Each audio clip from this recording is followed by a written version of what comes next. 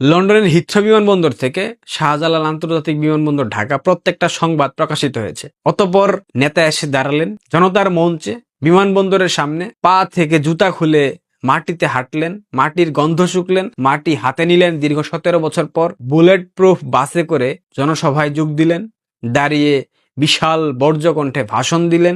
প্রত্যেকটা বিষয় একদম লন্ডনের হিথ্রো বিমানবন্দর থেকে ভাষণ পর্যন্ত, ভাষণ দিয়ে এভার কেয়ার হসপিটালে গেছেন সেই পর্যন্ত প্রত্যেকটা ফুটেজ, প্রত্যেকটা স্থিরচিত্র গণমাধ্যমে এসেছে। গণমাধ্যম কর্মীরা উৎসাহ উদ্দীপনা নিয়ে দালালের মতো করে প্রকাশিত করেছে। কিন্তু যখন এভার কেয়ারে ঢুকলেন, যেখানে খালেদা জিয়া ভর্তি, এভার কেয়ারে ঢুকার পূর্ব মুহূর্তে কোনো ফুটেজ, কোনো স্থির চিত্র অর্থাৎ ছবি গণমাধ্যমের কোনো কর্মী প্রকাশ করলো না। এটা কেন?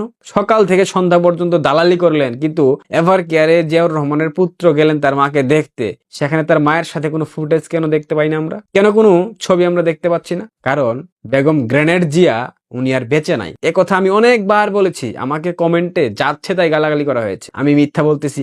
কেউ বলে না খালেদা জিয়া মারা গেছে, শুধুমাত্র আমার মুখ থেকে বের হয় খালেদা জিয়া মারা গেছে। যদি মারা নাই যেত তাহলে গণমাধ্যম কর্মীরা সকাল থেকে সন্ধ্যা পর্যন্ত তারেক রহমানের পোষা বিড়ালের পটির সংবাদ যদি দিতে পারে, সেক্ষেত্রে তারেক রহমানের একমাত্র মা, আপসহীন নেত্রী, গণতন্ত্রের মানস কন্যা, তার কি আপডেট, আদৌ বেঁচে আছেন কিনা? ছেলে 17 বছর পর বাংলাদেশের মাটিতে এসেছে, ছেলে আর মায়ের খুনসুটির একটা ছবি কি আমরা দেখতে পারি না? এটা কি আমাদের ইচ্ছা জাগে না? তারেক রহমান তাকে খাইয়ে দিচ্ছেন কিংবা পাশে বসে মাথায় হাত বুলিয়ে দিচ্ছেন, কই বাংলাদেশের গণমাধ্যম তো একটা ফুটেজও বের করতে পারে নাই। কারণ সেই লাশটা হয়তো বা হিম ঘরে রাখা আছে, দীর্ঘদিন পর তো আসলে জানাজাটা হবে। আমি ধরে নিলাম আপনাদের কথা, খালেদা জিয়ার কোনো কিছু হয় নাই, কিন্তু খালেদা জিয়ার ফুটেজ কোথায়? তিনি এভার কেয়ার থেকে বের হয়ে আবার গুলশানের বাসায় গেলেন, তখন কিন্তু আবার ফুটেজ আমরা দেখতে পাচ্ছি। তখনকার ফুটেজ, বক্তব্য, হাঁটা চলা সবকিছু দেখা যাচ্ছে। এভার কেয়ারের ওই মুহূর্তের ফুটেজ গুলা কোথায়? এই ফুটেজ গুলো আমরা দেখতে চাই, বাংলাদেশের দালাল গণমাধ্যমের কাছ থেকে আমরা দেখতে চাই। সত্যি কথা বললেই হতে হয় ফ্যাসিস্টের দূষর,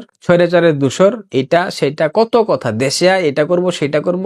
আমরা দেশে যাব, কিন্তু আমরা যখন দেশে যাব তোমাদের মতো বটেরা, তোমাদের মতো গান্ডুরা বাংলাদেশে থাকতে পারবে না, এটা মাথায় রাখবা।